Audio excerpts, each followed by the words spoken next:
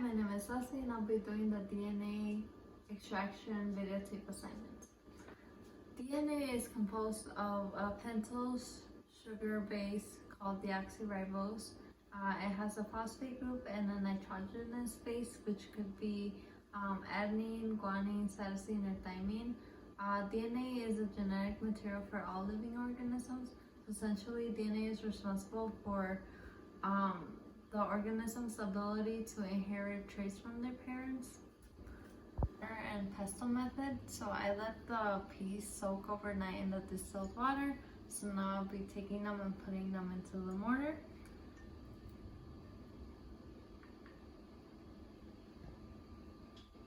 Okay, and then once I put the peas inside the mortar, I will be adding the salt. I'll mix it.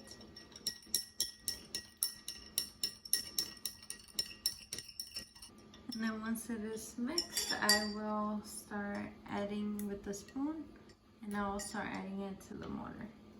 And then once I have added the water, I will now crush the peas. I added salt because it helps to neutralize the charge on the sugar phosphate backbone.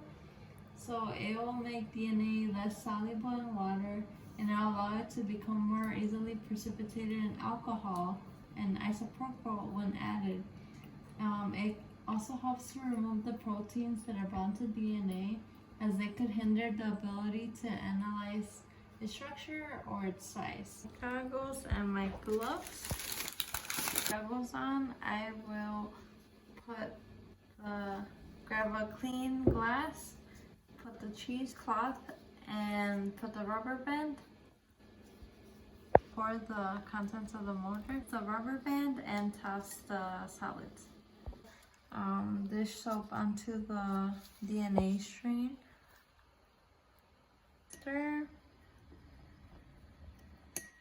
And while I'm stirring, I added detergent because it dissolves phospholipids that form the cell membrane and the nuclear membrane, and so it will allow the DNA to be released from within the nucleus. In this experiment, we want the DNA to be by itself. So after I have stirred this, I will then discard the cup with the water, and I will put this in the refrigerator for 10 minutes. Okay, so I took out the DNA strain from the refrigerator and I poured it into the test tube, and now I will pour the assay meat tenderizer, half of it into this.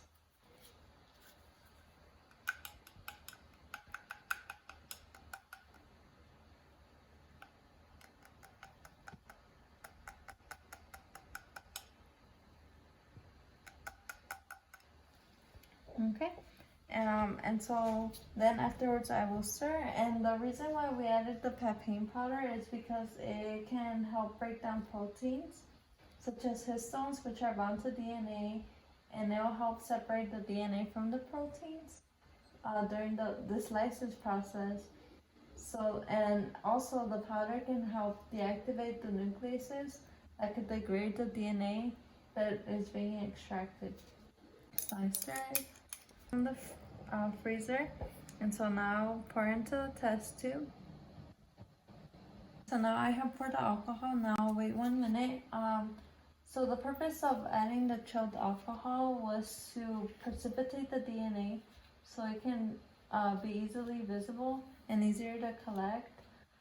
It also helps so that those enzymes that act upon the DNA, it helps prevent from breakage of the DNA so we can extract. Okay, and so I waited 1 minute, and now this is what the DNA yield looks like. And so now I can see that there's white stringy filaments. They look a little bit like clumped together. They're white, obviously, and like the DNA looks like a sheet. I think that if I were to take it out the test tube, it would be a little bit long. Oh, you can also, like right here, you can also see the little like pieces of the DNA. And yeah, this is my experiment. Thank you.